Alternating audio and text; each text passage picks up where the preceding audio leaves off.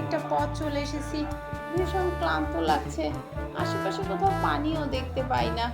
আজকাল সব কিছু এত সাজানো, দুটো ঘাসেরও কোথাও দেখা নেই।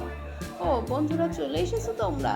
আমি হলাম গিট্টু, বাবা মার বড় আদরের ছোট্ট গিট্টু। কিন্তু আমি প্রায়ই ঘুরতে বেরোই।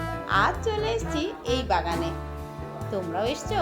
তো থাকো, আমি বরং দেখি কিছু খাওয়ার পাই কিনা। পানি তো পাবো না আশেপাশে, তো বরং এই গাছের ফুল ফল পাতাই খেয়ে কাটিয়ে দেই।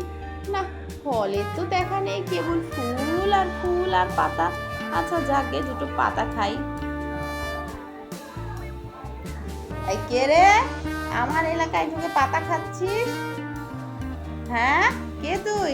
ও বাবা, এ আবার কোন বিপদ! আগে মামা, আমি আমি গিট্টু গিট্টু। এই কিসের মামা রে? আমি তোর কিসের মামা? আমি হালুম। ও, হালুম। হালুম মহারাজ বল। আচ্ছা, আগে হালুম মহারাজ, আমি এলাকায় একটু বেড়াতে এসেছিলাম। আমার একটু বেড়ানোর শখ কি না, মাঝে মাঝে ঘর বাড়ি ছেড়ে এদিক ওদিক ঘুরে বেড়াই। তো বেড়াতে এসে ভীষণ ক্ষুধা তেষ্টা পেলো, তো এই গাছখানা দেখে দুটো পাতা খাচ্ছিলাম আর কি। আচ্ছা, ভালোই তো তোর সাহস, তুই আমার গাছের পাতা খাচ্ছিস, আমার জঙ্গলে এসে। এই হতচ্ছাড়া, কেন খেয়েছিস পাতা? আচ্ছা, ভুল হয়ে থাকলে আমায় ক্ষমা করে দিবেন।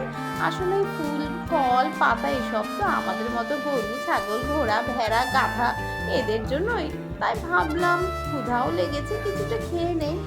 বাহ, বেশ বলেছিস।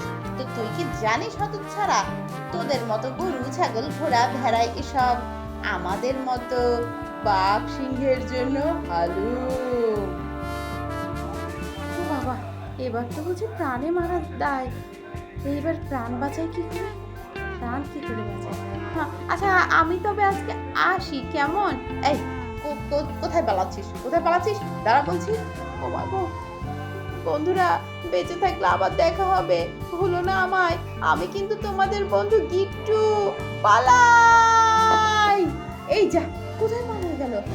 বন্ধুরা, দেখলে তো কিভাবে আমার বাগানে ঢুকে আমার বাগানটা ধ্বংস করে পালিয়ে গেল। এরপরে ওকে একবার পাই, হ্যাঁ হালুম, তখন ঠিকই আমি ওকে একবারে খেয়ে ফেলবো। যদি গাছের পাতাগুলো সব গরু ছাগল ভেড়াদের জন্য হয়, তাহলে গরু ছাগল ভেড়াগুলো নিশ্চয়ই বাঘসিংহের জন্য। কি বলো তোমরা? তোমরাই বিবেচনা করো। আমি বরং ততক্ষণ গর্তে গিয়ে একটু বিশ্রাম করি।